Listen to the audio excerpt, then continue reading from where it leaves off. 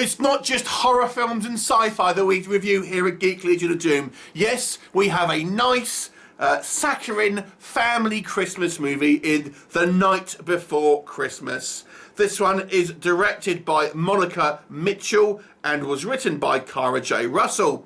This one stars Vanessa Hudgens as Brooke and Josh Whitehouse as Sir Cole. Now, Josh Whitehouse, interestingly, was in the new kind of Game of Thrones spin-off pilot that unfortunately has been cancelled. This was the kind of the one that was takes place thousands of years before the original series, and he has filmed the pilot, but unfortunately we may never get to see that. So potentially maybe a Game of Thrones actor that may be cast in something else. Anyway, what is this movie about? So it is a family movie, and it is a kind of a romance movie at the same sort of time. And we have this young knight who is in the 14th century England, is kind of magically transported to modern day America, kind of a few days before Christmas, and he's kind of has a vague quest that he has ultimately kind of set upon. And there he meets Brooke, played by Vanessa Hudgens, and of course they have an instant attraction, and she kind of accidentally knocks him down in a car in his full kind of suit of armour, and because she's kind of hit him with the car, they assume that he's kind of has some type of amnesia, and because he is in a suit of armour, he's kind of just has this kind of like fantasy, so to speak, of being a real knight. But of course the movie tells us that he's actually he is actually a genuine knight from the kind of the 14th century England. But of course no one believes him. They just think he's a little bit kind of confused because of the car accident, and they end up kind of staying together, and he's sort of showing her that, the true meaning of being a gentleman and chivalrous, all of that, compared to her, douchey ex-boyfriend, etc. And the movie has a very kind of positive message in regards to, paying it forward, charity, all this kind of stuff. So let's talk about what works first of all. This movie is charming and very kind of sweet in a overly kind of saccharine kind of filled way, but nonetheless it is a very endearing film that has a definite kind of feel-good factor. I really enjoyed the chemistry between our two leads here. I thought they had a genuine kind of connection, and you almost think, well, man, maybe these two are dating after real life after this movie, because they do seem to have a real kind of genuine kind of chemistry together. I thought that was very good.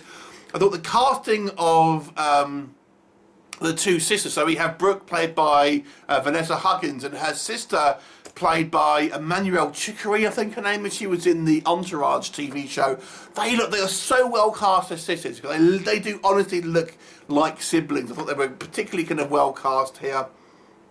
And, it's the whole cast do a pretty kind of good job, albeit in a kind of like, this is not a realistic film. This is a very much a sugar-coated kind of slice of life where everyone kind of is your kind of, super kind of nice, and the police are very kind of understanding, and all of this. It's all kind of like super kind of saccharine sweet, and, it's a definite kind of feel-good movie. This one was actually put out by Netflix, but it does have that kind of that Disney Channel feel. And obviously, Vanessa Hudgens has got a history with kind of like the High School Musicals and stuff like that. So this definitely kind of feels like a kind of continuation in that kind of that wheelhouse here. And I do enjoy a fish out of water comedy. We've seen kind of stuff like this in before. I was reminded a little bit of the Jean Reno film Les Visitors, and obviously you've kind of got probably more familiar things like the original Thor movie. And this is kind of a very inconsequential kind of version of that. I mean, there's no real kind of stakes in this movie. The quest seems to be very vague that he's on, with no real kind of seemingly point to it. Maybe the issue with this movie is there's no real plot to it as such.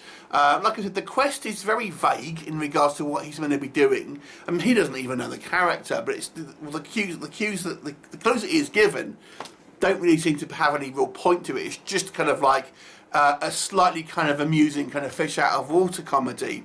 And I've got to say, now, obviously this movie isn't made to be realistic. Although I do, like I said, I like the sister relationship. I thought that was very strong and believable, and the chemistry is very real.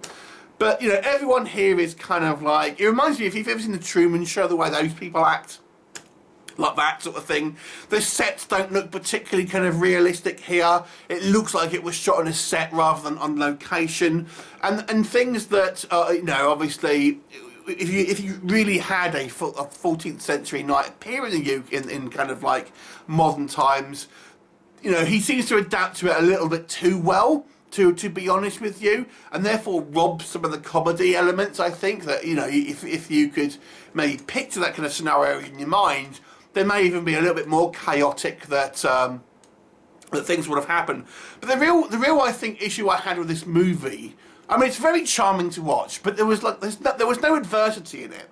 Not the only kind of like negative aspect that happens in this movie. He deals with a pickpocket. That's really the only thing that happens in the movie that has a kind of any type of adversity and getting a kid off a frozen lake. But there was no real point where our characters feel like they're in any type of, not even danger, but kind of any type of adversity. They're always kind of, everyone's always positive for this movie, and the kind of the small little bits that we have is just kind of dealt with straight away.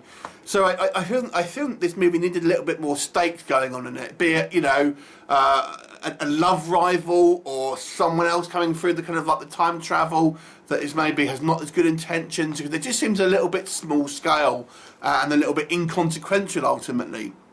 However, this movie, for those, you know, despite those issues, is still a effortlessly charming movie with some great chemistry and a kind of fun but very light kind of fantasy elements to it. Like I've said, this isn't a particularly realistic depiction of medieval knights and stuff like that, but nonetheless, it's a kind of fun fantasy wish fulfillment movie of, you know, a true gentleman. For all those ladies out there wishing they could meet their knight in shining armour, this is the literal kind of like representation of that, of everything you kind of could possibly want in a, you know, a caring but strong kind of romantic man put in a movie. So if it does feel like something that you're gonna watch, I feel that there's an enjoyment factor to be had here, even from the kind of the most cold, you know, coal-like soul that you can have. You'll still kind of raise a smile, despite it being somewhat kind of lacking in any kind of real depth. Overall, I actually kind of enjoyed it, despite this movie being way out my wheelhouse. So I want to give it a 6 out of 10. It's an enjoyable movie for some saccharine-filled fun. If you're a bit of a romantic at heart, then you kind of you may kind of get on with it. Have you seen it? What did you think of it? Leave me a comment, and I'll look forward to seeing you next time. Bye for now.